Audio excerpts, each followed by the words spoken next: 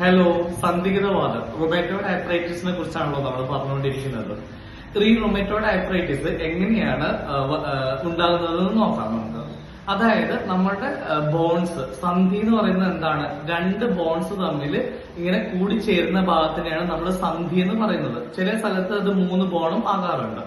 എന്തായാലും ഇങ്ങനെ കൂടിച്ചേരുന്ന ഈ ഒരു ഭാഗം അതിനെ കവർ ചെയ്തുകൊണ്ട് ഒരു സൈനോവിയൽ മെംബ്രെയിൻ ഉണ്ടാകും.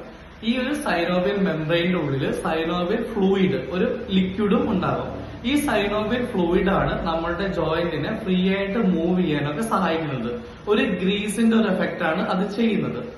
അപ്പം നമ്മളുടെ രോഗപ്രതിരോധ സംവിധാനം നമ്മളുടെ ഈ ഒരു സൈനോവിയൽ മെംബ്രെയിനെയും അതിനകത്തുള്ള സൈനോവിയൽ ഫ്ലൂയിഡിനെയും അതുപോലെ നമ്മളുടെ എല്ലുകളെയും കാർട്ടിലേജിനെയും അവിടുത്തെ ആ ഒരു ജോയിന്റ് ക്യാപ്സൂളിനെയും എല്ലാം അറ്റാക്ക് ചെയ്യുക എന്നുള്ളതാണ് ഈ ഒരു രോഗപ്രതിരോധ സംവിധാനം ചെയ്യുമ്പോഴാണ് ഈ ഒരു റൊമാറ്റോയിഡ് ആർത്രൈറ്റിസ് അല്ലെങ്കിൽ സന്ധിഗതവാദം എന്ന് പറയുന്നത്. അപ്പൊ ഇതിന്റെ ലക്ഷണങ്ങൾ എന്തെല്ലാമായിരിക്കും?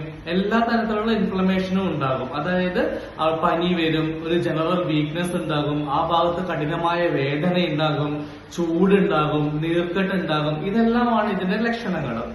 ഇതിനെ നമുക്ക് നല്ല രീതിയിൽ ഇത് ഓരോരുത്തർക്കും ഓരോ റേഞ്ചിലായിരിക്കും. ചിലർക്ക് ചെറിയ പനി, ചെറിയ വേദനയായിരിക്കും. എന്നാൽ ചിലർക്ക് അതികഠിനമായ പനിയും അതികഠിനമായ വേദനയും നടക്കാൻ പോലും പറ്റാത്ത അവസ്ഥയിലേക്കും വരാറുണ്ട്.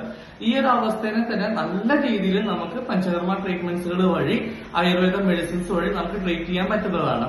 അപ്പം ഇങ്ങനത്തെ അസുഖങ്ങളുള്ള ആളുകൾ, ഇപ്പൊ ഈ പറഞ്ഞ ലക്ഷണങ്ങളൊക്കെ ഉള്ള ആളുകൾ എന്നെ കോൺടാക്ട് ചെയ്തിട്ടുണ്ടെങ്കിൽ ഞാനത് എങ്ങനെയാണ്, അതിന്റെ ട്രീറ്റ്മെന്റ് എങ്ങനെയാണ് എന്നുള്ളത് വിശദമായിട്ട് പറഞ്ഞുതരാവുന്നതാണ്.